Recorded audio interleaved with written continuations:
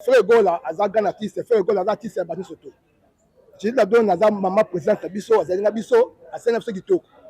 Ce que l'autre salami présent Père de Gabriel, à la poudre, à présent, j'ai dit, maman, j'ai dit, la donne à Zama Kamoko Boye, Oya sa maison éterne. La cuisine interne, la famille, ma camarade, ça, la singalité, c'est quoi, à mes maman, bâton, encore un homme, ma maman, bâton, mouquette, mais encore, de guérir le feu, Gola, Baba, sa tête, Baza, Batamaye, Baza, Kati. Moi qui note tout le cas sous présent moi malamu o ya komema le guerrier et tant que maman j'ai dit que na zana no problème moko interne ya cuisine yango moni le président de Gabriel a bâton ya Moïse a même le guerrier. So you en tant que coordonnateur à part le guerrier bon na base combien à faire de là tous à base belé Angola tous à tous à plus de 20 bases ya faire de Angola na Angola. Mais bobeta c'est trop quand le guerrier pourquoi la bête à la CT quand pas le guerrier le bête à la CT partout.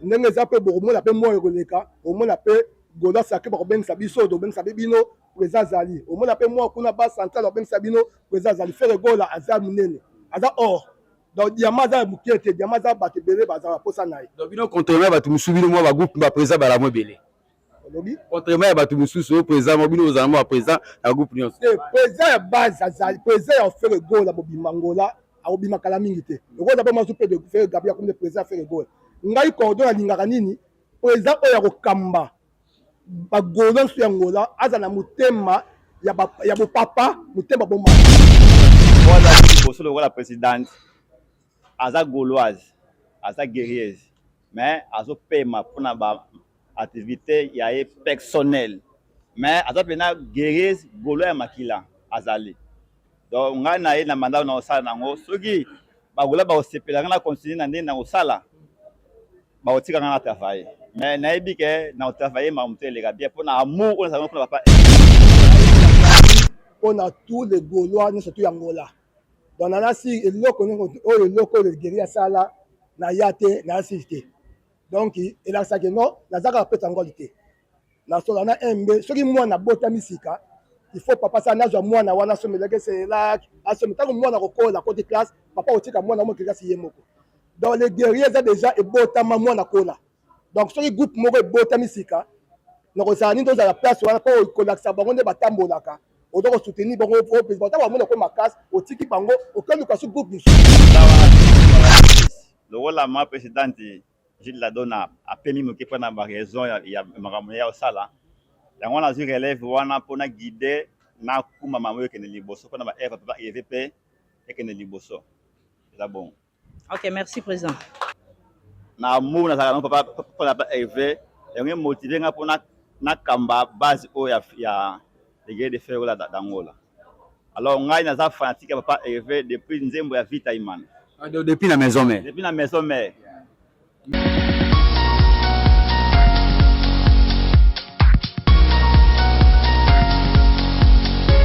Salut, bonjour, bonsoir, boa tarde na rythme ya Angola.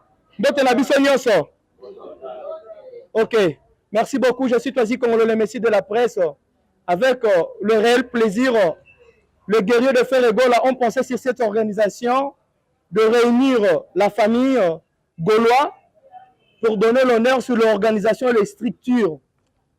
Togoyeba, comment le guerrier de Fer et Gola Babanda, effort nini basala, quelles sont des réalisations qu'ils ont déjà réalisées pour arriver jusqu'à ce point où Tokutani Bisonyo sur Lelo Awa, pour te un message très important vis-à-vis il y a structure, vision, il y a le guerrier de Fer et Gola. Si nous sommes réunis ici, c'est grâce à papa, grâce à Dieu, mais à travers papa Hervé Fer et Gola, qui est le père de tous les Gaulois, qui a fait de toutes les façons qu'on puisse se réunir dans cet espace Mbezi. Grâce aussi aux guerriers de Fer et Gola qui ont bâti pour la réussite totale de cette existence de ces staff. Oh, bah, soutien artiste Nabango, que je viens de citer les noms.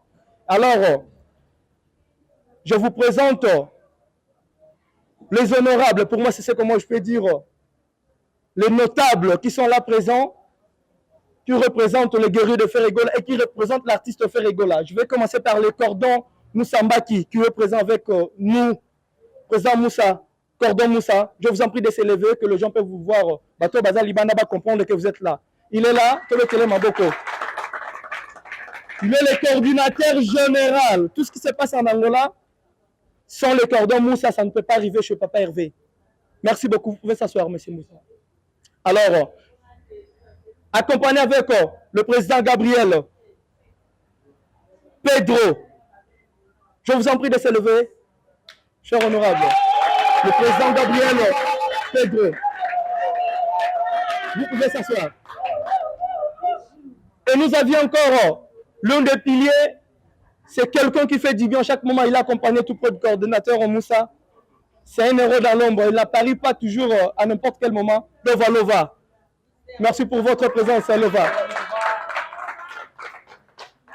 Et ce n'est pas encore fini. Le vice-président, quand je dis le vice-président, ils ont langage date au et la rango, et puis Dieu a fait l'essentiel que vous allez découvrir à bientôt. Président Tony, qui est là tout près de Tony. Merci, président Tony.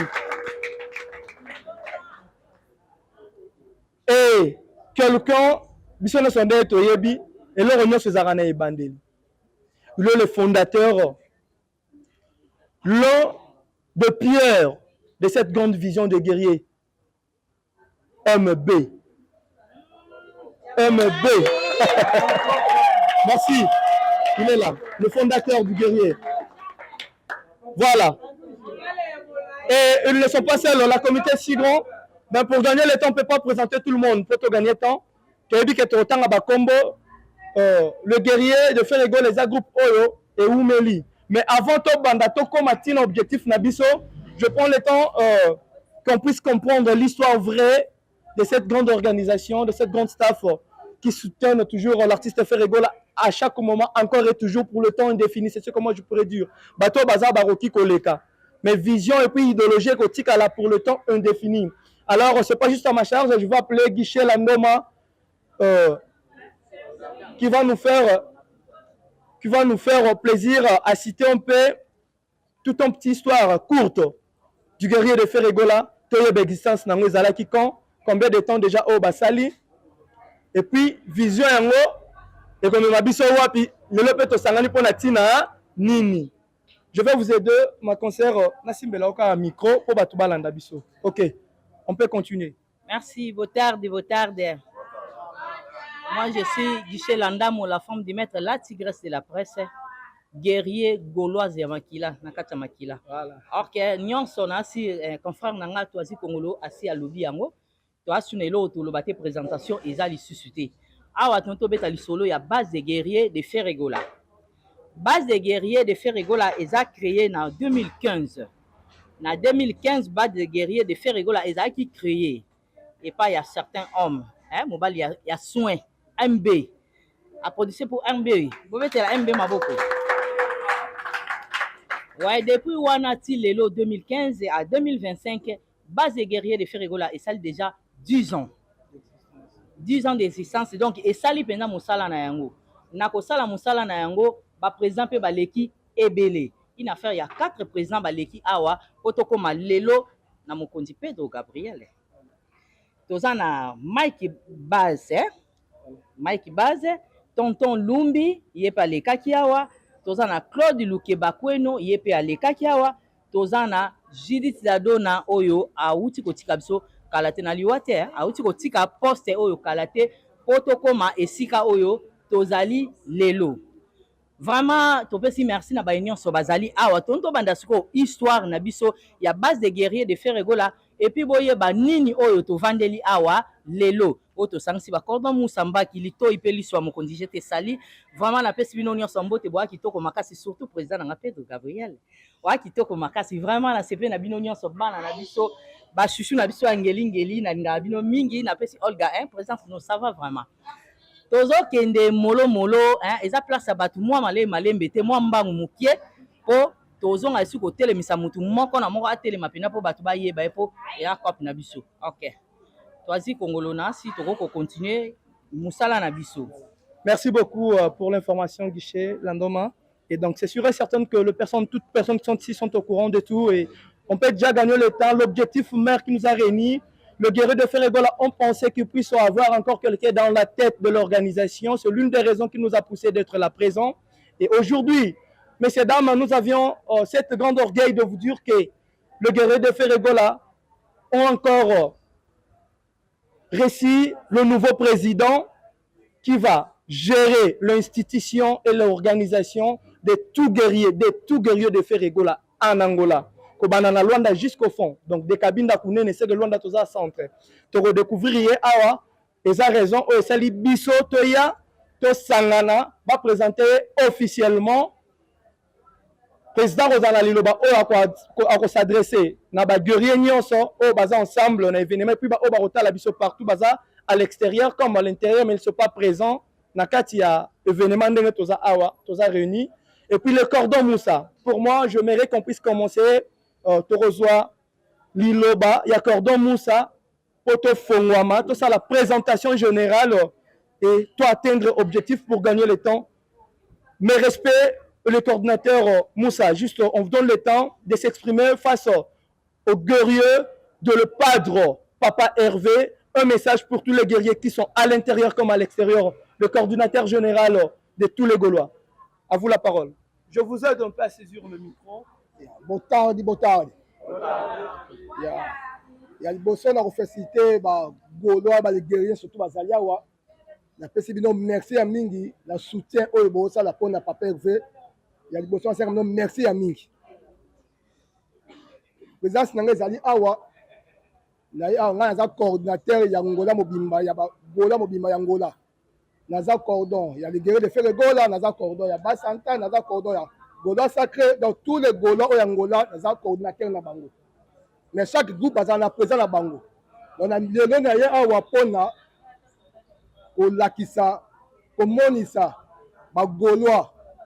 Nous sommes tous Angola, na moki mobimba, na ba guerrier de Ferregola, président na bango. Oya sika oya komema bango team kolo oyo président kolinga yango moninga meninga tika sika place oyo yango ngaya mingi na kolobeza te nazaka mupaya awa na tiki nyoso tout epa ya président Pedro Gabriel ye muta komema biso a présenter biso équipe oyo zana bango na travailler na bango parona ozaka na benabi yangwana. Merci Cordon Moussa. Comme c'est le président qui a l'honneur, avant qu'il puisse prendre le micro, moi j'aimerais qu'on commence par le fondateur. Le fondateur va nous donner l'accès, que le président lance les messages clairs pour tous les guerriers et puis pour tous les Gaulois qui aiment Papa Hervé, mais en direct de l'Angola. C'est lui qui a la tête et on va suivre la vision. Le président va expliquer sa vision. Ni na memeli les guerriers, ni na eko sala na kati les guerriers, ni na qu'on veut créer. Pourquoi l'inga zalana bango, nata rozana bango ko sala ni. Avant qu'on arrive là, le fondateur est là, il va nous donner quelques idées et puis on va passer qu'on puisse prendre cette grande vision du président Pedro Kiala. Voilà. Question biso to retourne en plus mingi awate mais to lingi ba guerrier oyo zalana bango banda o banda lisolo o ba compagnie bo bundi bitumba bango yo ba fandi awa to moni mupepe musu ya sikeye. Toyoki ba président o déjà baleka awa lelo to sangani. Qu'est-ce que MB tant que fondateur okoki koloba na ba guerrier nyonso o bazali boso na yo? OK. Déjà pour commencer, merci pour la parole, merci la présence ya ba journaliste nyonso bazawa. Donc merci na bino nyonso, merci na ba Gaulois, ba guerrier tout. On va se faire président à la joie lelo. Merci na Cordon Moussa, le valo va pour na c'était ba comboté donc merci na mutu nyonso wa atima ko na wesika. Donc on a ko lo baiza parole d'assurance pour nos guerriers. Nous sommes une signification du mot guerrier. Nous avons une devise dans l'histoire de union, volonté, et détermination. Nous sommes déterminés pour atteindre l'objectif. Notre objectif est de promouvoir l'œuvre artistique. C'est ça l'objectif de l'histoire des guerriers. Donc on a réassuré les guerriers. On a vague autour PPO, il y a le président Pedro Gabriel. Donc nous avons un projet tellement ébélé, par respect de l'administration, et permettre de dévoiler à main. À chaque fois que nous allons et là pour nous annoncer mais que presque nous allons pour nous accompagner biso même à maman là moïse liboso donc groupe oyo et kotika ko insister car sur les pas de Gaza souci pendant que le président Ferregola a envie donc groupe oyo ko insister donc tout le monde est remplaçable dans le groupe oyo sauf Ferregola donc on a ko le banane yangwana donc encore une fois merci na ba Gaulois nyos to baza présent. OK. Merci aussi à vous. Le message est passé. Le fondateur qui vient de nous lancer ce message fortifiant. Nous, le guerrier de Ferregola, Alors, messieurs, dames, on va prendre le courage de vous dire, on va prendre tout un petit discours ou une grande vision du président Pedro, qui est ensemble avec nous, avec l'honneur, monsieur le président, qui va gérer les guerriers de Ferrégol en direct de l'Angola. On vous donne cette audience de s'exprimer face à ce grand public. Mais avant qu'on puisse prendre ça, je prends le temps de remercier la presse de la diaspora. Je vois Vitesse Pro TV, Guichet TV est là, et puis Angola Ultima Hora TV, Tom Simopanditango TV qui est présent pour prendre ces images spéciaux pour toute la grande communauté extérieure qui puisse voir la visibilité qui se passe sur cette organisation de guerriers de Ferrégol. Messieurs, dames, je tire encore l'attention qu'on puisse être concentré, de comprendre que Lingi Telebibo Rotuna, est-ce qu'à l'Obara Nabiso est en autorité? C'est le moment. Et la presse juste qui a droit de poser quelques questions. Ce qui président Silici, Biso a présenté comité au travail na bango, te retourne à Epe Mituna, Biso Balobeli. Pour tous être église au milieu du village, Toyeba, Nino et Sengi, pour Bandeko, Bazali Banda peut pas comprendre. Monsieur le Président, je vous en prie de se lever, que vous puissiez relancer votre message dans la tranquillité. Au nom de tout le monde. Merci. Il est là, le président qui va gérer le Gaulois, le guerrier, le Ferrégol. Monsieur le Président, pour être à l'aise, moi j'aimerais que vous restez ici. Je vous passe le micro. Vous êtes un homme, on ferait l'essentiel, pose à la l'aise pour lancer un message. T'as la caméra.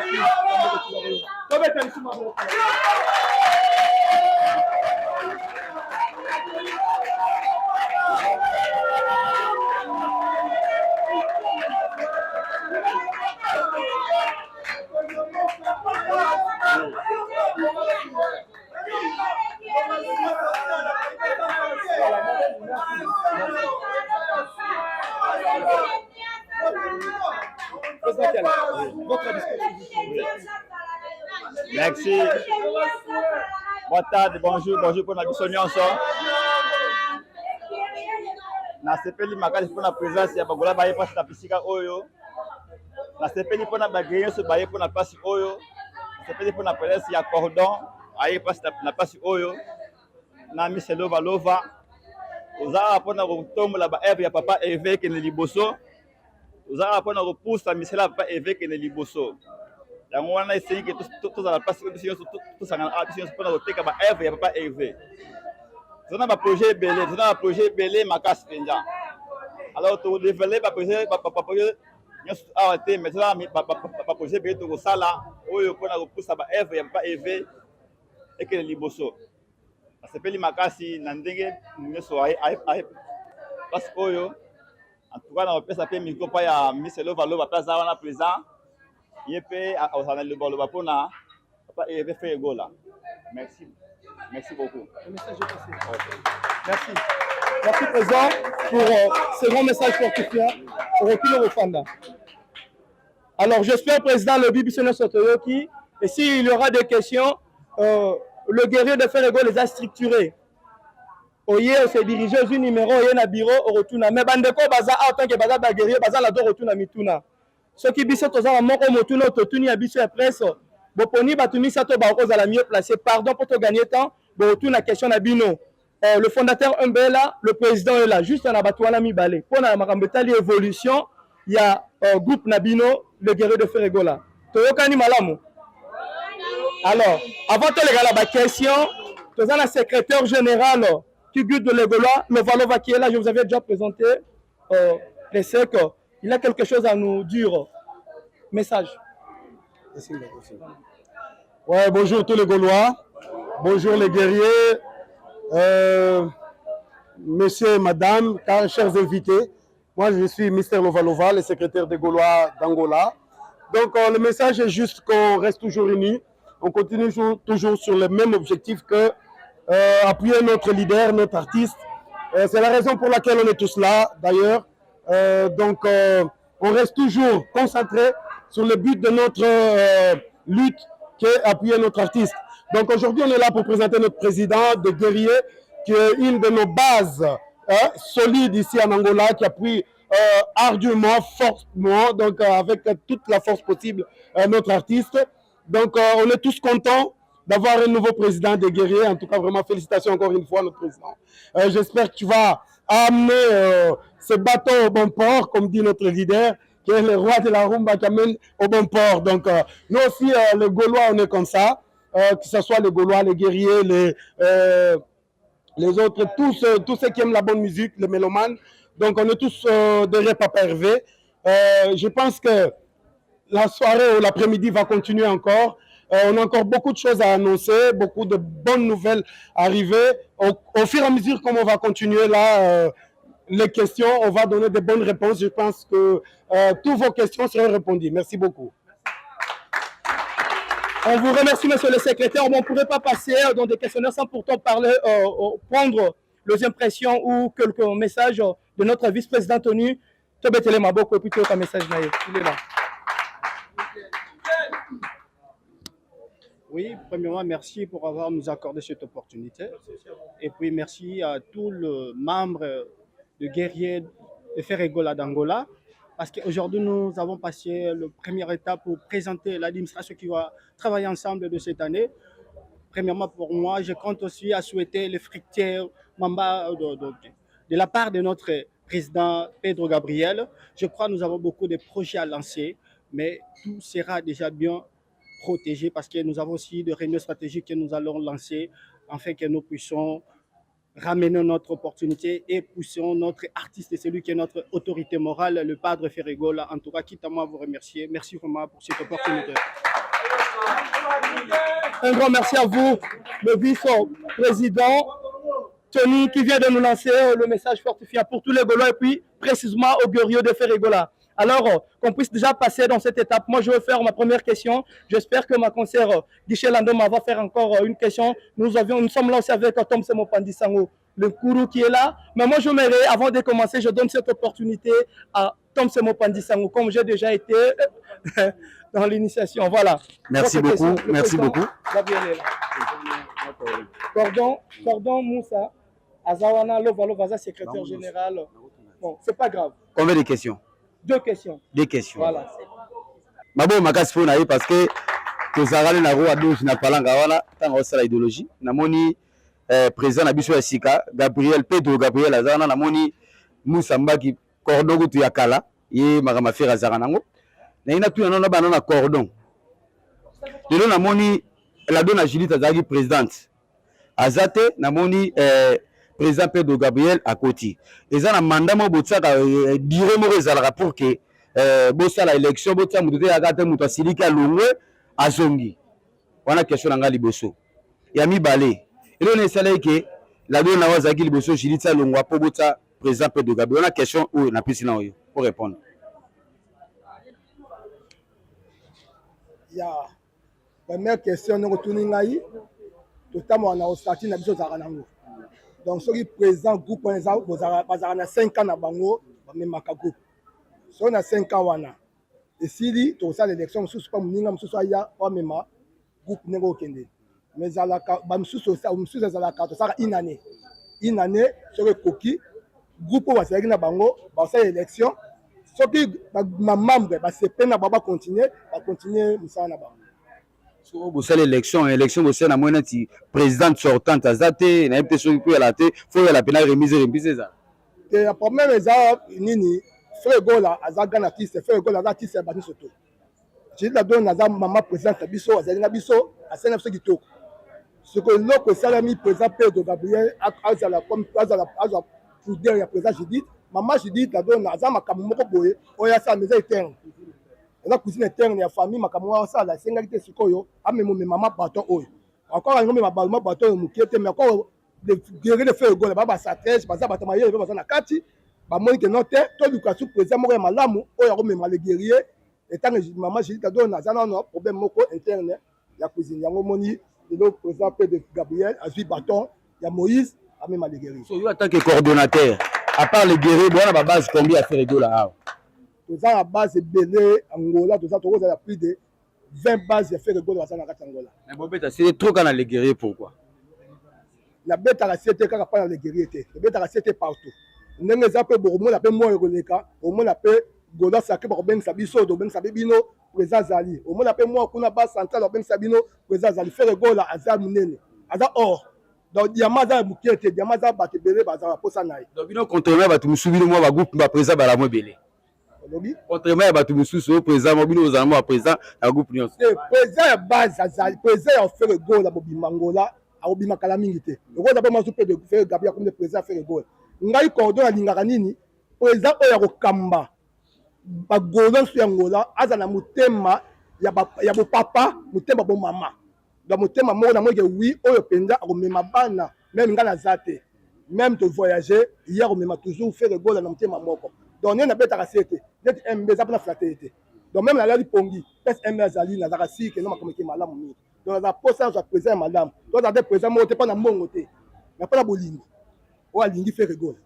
merci beaucoup mabo mpona président sikoyo azongeli président na biso Eli Pedro Gabriel eloko nini emotive mpo okamba baguerrier de fere gola parce que makambo oyo ezalaka facilité ya liboso ya mibale ozala gaulois depuis quand? nasepeli makasi mpona question na yo eloko emotive nga mpona kamba base ya le guerrier de fere gola d'Angola eza bolingo oyo ongela yango avec papa Hervé amour na amour nazalaka nango papa Hervé yango emotive nga mpona nakamba base oyo ya le guerrier de fere gola d'Angola. Alors ngai naza fanatique ya papa Hervé depuis nzembo ya Vita Imana depuis la maison mère. Depuis la maison mère. Merci beaucoup mabo makasi pour la président. Merci nga la suite préoccupation na ngeza va répondre ici na zone c'est l'Itoisie Congo. Un grand merci à vous Thompson Pandisango pour des questions très bien instruites et puis vous aviez réussi de réponses stratégiques. Merci à vous Cordon, merci à vous président pour des réponses logiques. Guichet Landoma. Donc, c'est votre tour de poser des questions. Le président est là, le coordinateur est là, le secrétaire est là, le vice-président est là, notre fondateur aussi est là. Mais j'aimerais que vous puissiez adresser au président, c'est parce qu'il y a Bandiko Yang et le guerrier. Vous appelez Barotuna, Mituna Nengolingi. Mituna na Zanini, pour te gagner temps. Yeah, merci, Toisi Congolo. Président Mutuna Nanga, Eza Ponayo. Na évité. Na évité kozala présent ezalaka ba GT oyebi ke na va malema kozala présent ezala ba GT biso bamsuto yo kaka ki babi présent ba ki bokonzi babota makanango biso pe mama biso bon siko o babota makanango yo ozui yango na sentiment to osepelaka noka ndenge peut-être ozaki vice président Julie azali président yo ozaki vice na ye bana osepelaka na koma président ou bien elo oni o promettre base de guerrier de fere gola oyo osala n'importe na. Merci beaucoup pour la question na yo. Naza wana poli boso na la vice. Le rôle la ma présidente Gilles Ladona a permis me que na ba raison ya makambo ya osala. Yango na zu relève wana pona guider na kuma mamoyo ke ne liboso pona ba papa EVP et que ne liboso. C'est bon. OK, merci président. Motuna nanga mibale eza mpona Cordon Moussa. Cordon bato balobaka Cordon Moussa aza trop pétrangole. Aza trop pétrangole. Cordon Moussa alingaka mingi bato oyo basanganaka na ba pétrangole. Bongo biso bato akilamba kiachi Cordon Moussa okosala na biso nini? Ngai nazali mpona tous les Gaulois nyonso to yangola. Donc nanasi eloko oyo eloko le guerrier asala na yate na assisté donc il a ça que non nazaka peta ngoli te na sola na mb soki mwana bota misika il faut papa ça na zo mwana wana so meleke c'est là asomi tango mwana kokola côté classe papa otika mwana mo classe yemoko donc les guerriers ça déjà et bota mwana kola donc soki groupe moko bota misika na ko ça ni dans la place wana po kolaksa bango nde batambolaka odoko soutenir bango pro président ta mwana ko makasi otiki bango okeluka su groupe mususu donc na za wa neti na sapukuna na kendaka donc lobi dimanche na sapukuna na se donc za bana babotami kuna na kei kuna na bango kuna sabango nde makamitambo laka fere go les araboye folinga fere go la boye foko za la boye donc na za pona ngola mobimba na za pona te peta ngoli te partout na kenda zalaka pona ba gola surtout ya fere go Liso pelito ya mokonzi Cordon Moussa. Bravo. Merci ma consoeur Guichet. Alors, à la logique des choses, peut-être moi je ne pourrais pas poser, mais au nom des Gaulois, il y a tout ça, l'investigation totale, la ratozu, Cordon Moussa, Azora, Ramon, on a rapenza Mingité. Moi je vais poser aussi mes questions. Question d'Anga El Bosso, vous n'allez pas président, et puis seconde question na roya et pas accordant voilà pendant na retourner yango pona ba Gaulois o ba yimaka donc tout ça face à opportunité oyo toyoka yango soki pe bandeko baoza esusu na mutuna moko ekobakisama na likambo ekotala to moko s'il vous plaît poto pe ça peut valer na bato ba ye na espace oyo et puis to clôturer na biso. Alors président Gabriel, première question na nga yango oyo toyebi ke eza na bato oyo déjà bayangeli oyo po moni ndenge oyo bango basali gouvernance na bango lelo oyo yo ye okamba le guerrier bagolwa nyonso te le guerrier nga nalingi nayeba vision ya changement oyo koporte likolo ya ba oyo nanu oyo esalama te eza nini epai ya baguerrier ya mibale est-ce ndenge ozwi bokonzi boye toyebi ke ezalaka na ntan moko oyo esengaka esila soki ekomi na ngonga nango esila tokowelela kotindika yo tokoyina me kokota na ntina nango puisque nungunungu ezozala awa yo moko lobi mutu oyo succédé bozalaki no na même gouvernement yo succédé lelo eza na baraison na batina oyo bato bazoloba bazokoaccuse balobi yo ozalaki mieux placé c'est parce que osuspectaki quelque chose oyo eza acquis vis-à-vis ya bandeko bazalaki mieux placé te ya koloba tanke mopanzi sango na ye oyo éclaircir réalité oyo ezalaki ke ye abandonné mpo oyo ya bosala élection ezalaki nini ozwi bokonzi na kimia to na matata. Te merci beaucoup pour la question na yo.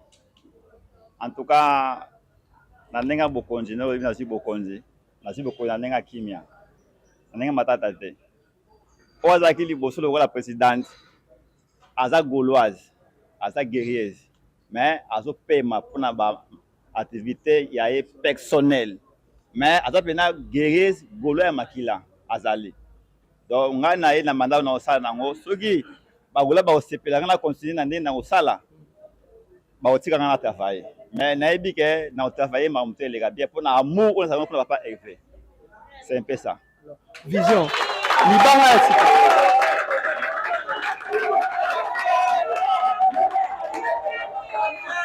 tant que moko ya badirigeant oyo ya sika peut-être tolingi ezalaka na secret te au président Gabriel akoki koloba na baguerrier lelo oyo okoki aporte lo bamona te eza nini. Alors tozali na makambo ebele oyo tokosala oyo ya bien oyo esalama ya bien mpe tokosala susu ya bien oyo bagolo bakosepela nango te eza basecret mais mabe ezali oui okay.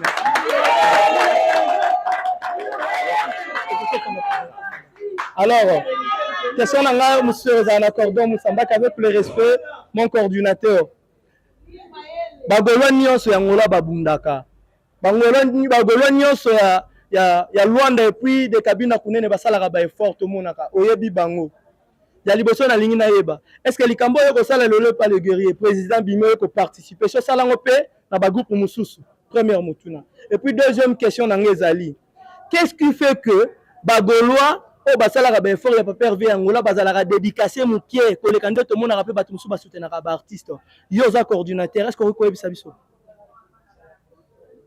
ya liboso na osenga o merci na question na yo donc ndenge ndenge ba présence babimaka ba groupe surtout bazé benga zalaka donc nazangaka te na loko nso ozenge loko bengi faire gola nazangaka te ona dédicace lobby nazangaka nga polele eza ba misusu baboyaka bango neti nakopesa exemple président Gilles Ladona ayebisanga cordon naza mposa na yoka nga bi kosepela oyoka ye forcément mbote ayobanga cordon naza mposa kosepela oyoka ye eza bamisusu kotuna ye babwaka yo te nga nalingaka biloko wana te osala koforce donc libanga baforcesa motu te donc nga mpe naza nzambe te mpona bamisusu président Gabriel aza mposa libanga ya président Gabriel ezanga te cordon naza mposa na yoka nga mpe na ça baprese naza motu moko boye président Gabriel na ngola aza kobunda mpona bombaka te nga baka vérité donc soki motu asaka likampo na fere gola même otiaka 10 francs na yo na mafere gola donc ye azali awa ayebi secrétaire nazalaka partout ayebi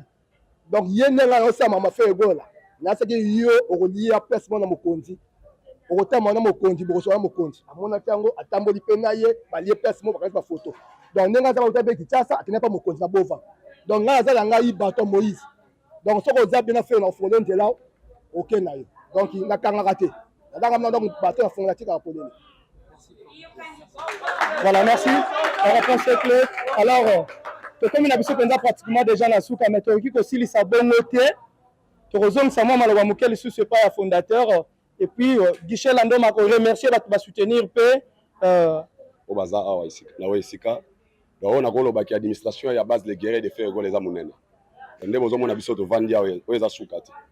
Donc, nous avons un président Aza présent, ensemble de biso, nous avons un cordon, nous avons Lovalova, nous avons un président Tony. Nous avons un bandé comme tout travail dans la carte d'administration. Pour avoir la force, il y a qui va pousser le président à ça que les guerriers qui ne sont liboso. Donc, la droite, nous avons un biso. Na combo ya Adilson, j'espère que le micro ils ont pas Madame Guichet, on va se présenter, l'administrateur va se présenter. Donc administration est base les guerriers de faire là, ils ont monene. Ils ont vraiment monene. Tous ont un projet Belende lobby président awa. Donc chaque année au toza, donc on va annoncer là comment déjà calaté. Autant là que ça que ba Gaulois en Angola tozo la laté. Tozo la laté. Donc et là comment il y a malamu, ils ont se préparé déjà. Donc on a ba Gaulois tout beau là déjà actif. Code 16 est déjà activé. Bientôt là, on va annoncer, on va la presse pour accompagner Bisso, pour lancer un message, il y a événement moko ya munene tozanango pour la musa marambo ya papa Hervé. Donc une fois de plus, merci na batu nyonso au bâti présence de Sika Oyo. Encore une fois de plus, merci na Cordon Moussa. À ce qui va occupation naie, il est toujours présent dans Mamba Ferré, secrétaire Lovalova. Donc bango bauti musika pour se présenter na marambo ya Ferré. Donc merci na membre nyonso to bâti qui va occupation na bango. Pour partager moment où il y a Essengo, il y a présentation, il y a administration, il y a Sika, il y a base de guerriers de Ferrola. Merci à Binope Presse. Un grand merci aussi à vous, le fondateur MB. Alors, on est arrivé pratiquement à la fin, mais avant que tout clore dans Makambutu, le Cordon Moussa a un message fort. Mais, Toye Bagende, Toye Abissonionso, président, a salé l'eau qu'on est condensé dans la réception Ezali. Comme les a préparés pour la baguerie puis inviter Nabisobo, c'est pour vous. Merci à vous, président Gabriel, de faire quelque chose pour le guerrier. Et puis, le 2 août, il ne faut pas oublier le 2 août, barbecue pour tous les Gaulois. Barbecue le 2 août na Ilia. Et ça, déjà, rendez-vous à ne pas manquer. Tous les Gaulois, sur les bandes de Sengaroyambo Kaboya, le 2 août, tous les Gaulois, tu recoutes en Awana, tout ça, na Ilia. Donc, vu que le padre avec l'organisation, tout est à l'auteur. C'est un artiste professionnel. Mais je passe le micro sur le Cordon. Moi, j'aimerais que vous puissiez s'élever pour un message fort. Bon, lancer pour la Bagologne, sur Barota, la vie nous a profitable. Cordon, à vous le micro. Quel est le message que vous pouvez lancer pour tous les Gaulois et particulièrement aux guerriers qui sont présents dans cet espace? Merci à Mingi, il y a des choses à ça. Conseil pas ba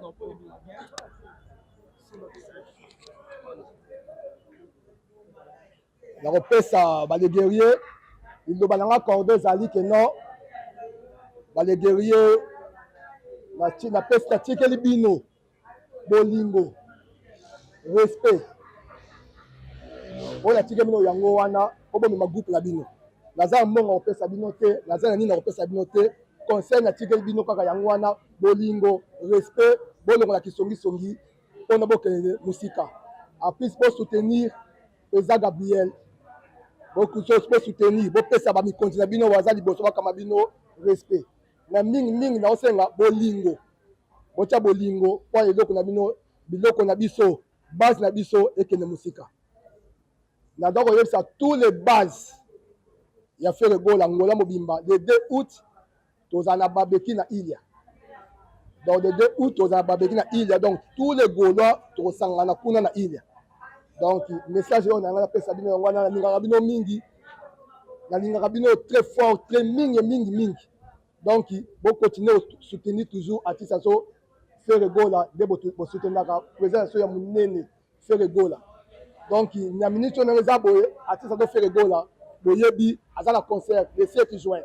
Donc le 7 juin on a dit que tozala pera ba guerrier awa tozosepena bino tokotala concert de longo na bino. Donc mon message na pesa bino yango wana na o passer micro et pas ya secrétaire de Valova. Un message fort pour les Gaulois pour la découte. L'organisation donc l'organisation est très bien faite. Donc tozala ndenge corona loba le 2 août na Ilia, face à face dans l'hôtel Panorama, de l'autre côté de l'océan. Donc, l'organisation est très bien faite. Ma mère boit un maillot de bain. Ma père boit un vayana, bagondo kitoko. Donc, on sera relax. Donc, à partir à 12h, on est déjà là. Il y aura à boire, à manger. Donc, ça sera barbecue Ferrego, la quête de la musique de Ferrego, la Papa Hervé. Donc, banga mutute. Donc, on tient. On n'a pas de personne, quoi. Donc, voilà. Ça va être comme ça. Ouais, donc, c'est bon.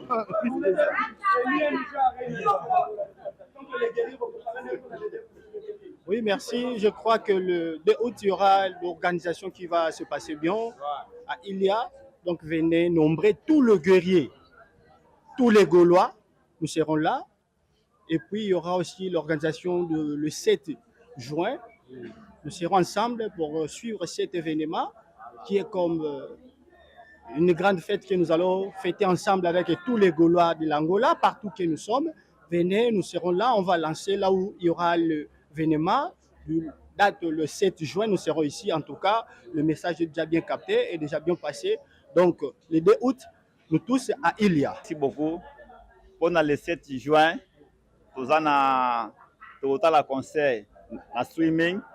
Nous avons tous les Gaulois, partout Bozali, dans la province, partout Bozali, Fuboya, donc on annonce lié place concert et autant la live, dans streaming. Alors pendant le 2 août, tous les Gaulois boya na Ilia, ya Romela, ya Golia, ya Gosala pour na babeki pour na papa musique go beta tongo tipo quoi. Merci beaucoup. Merci président. Alors, Michel Landoma, on est arrivé pratiquement à la fin. On ne pourrait pas passer sans pourtant remercier l'administration qui a été réunie. On peut super remerciement là on va soutenir l'événement. Na recépelotani ba kombora et puis demain il y a administrateur oyo ba ko travailler na président pour gagner le temps. Mais tu reçois on avait interview chaque administrateur a un droit à ça l'interview spécialement de dire comment on se sentir par rapport à la vision oyo. Merci. Et merci Cordon Moussali Sopé Moto Ilito Yamokondi. Merci Namisé Lova. Merci à toi mon président Pedro Gabriel, leader à la jeune. Bon côté. Mokondi. Merci à toi Bisso base de guerrier de Ferrego la Toyambio na maboko na makolo buta ofungwa. Et que ndabongo vraiment batu nyonso ba kosala na président Pedro Gabriel, bo pese kaka loboko toza na vice président na biso Tony Fani, toza na Papa MB, toza na Adilson. Toza na Papa Yoyo, toza na Papa Tokala comme disciplinaire, toza na Tonton Gema, les communicateurs suspects. Bateau toza na bango ko banda na mabende ba charge. Adilson, Denzu ba charge et Tipelase, Moni bango. Ba boss ya ba guerrier ya Ferregola, bangwana. Bateau na tangeli bino bango ba tira poids. So président témoin bo bango pe ba soutenaka. Ba charge bango 4 ans na tangi. Et merci na ba guerrier nyonso o ba na esika o. Merci à toi Olga, merci Naomi Makambo ezanga suka, merci à toi Toulenda, merci à toi muta makofi yoga kuna nzambe basara na biso. Merci na bino nyonso vraiment présence na bino et sali biso esengo. To continuer musala na biso base de guerrier de faire la base. Moi, c'est Guichet Landamo, la Tiga, c'est la presse. Bolanda, sur la chaîne, sur Landamo officiel TV. L'émission, c'est livre sacré. Merci na Tom Simo Pandisango. Merci na Toasi Kongolo. Merci na Vicky Poutou, na Vitesse TV. Merci na Cerveau, Ndoi Yamutu. Et merci na Atelemi. Merci na Ingénieur Bravo, na Biso Moko. Bravo na biso vraiment merci na esika o merci na yo dona mbezi merci na ba DJ nyonso ba nyonso ba yambi biso na esika o merci na bato ba lekaki na cuisine merci na yo dona Renata grâce à Biostrela osali biso biloko malonga merci na biso na Papa Hervé Ferregola soki était nde biso tozati soki était nde base zati bon côté. OK, un grand merci Michel Landoma pour le message. C'est que moi je pourrais dire un grand merci à toute cette grande communauté. Que Dieu vous accompagne, donne encore la sagesse de gérer les Gaulois en direct de l'Angola avec paix et amour pour le temps indéfini. Le 7 juin, ENG Arena, tous les Gaulois Marosangana. Un grand merci à Dona Mbezi qui a donné son espace. Voilà, on est arrivé à la fin. Je vous remercie les administrateurs. Merci à tous les Gaulois. Merci.